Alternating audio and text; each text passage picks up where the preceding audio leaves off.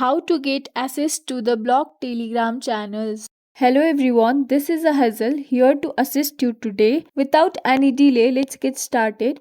If you are searching for a Telegram channel and you are not getting access to it, this might be due to you did not follow the guidelines of the Telegram, or might be due to the Telegram channel has been deleted.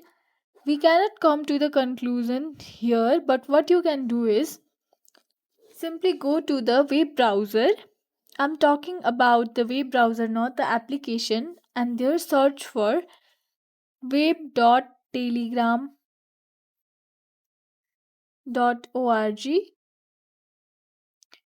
After that, you have to log into your Telegram account if you are not logged into it, and then tap on these three horizontal lines. Tap on settings, scroll down and tap on privacy and security.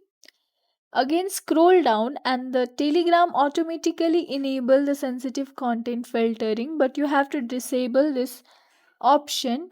And here we are done, and you'll be able to access those Telegram channel you were not being able to access at first. Thanks for watching. If you guys enjoyed this video, please like, subscribe and hit the bell for the updates. That's all for now, and I'll catch you in the next one.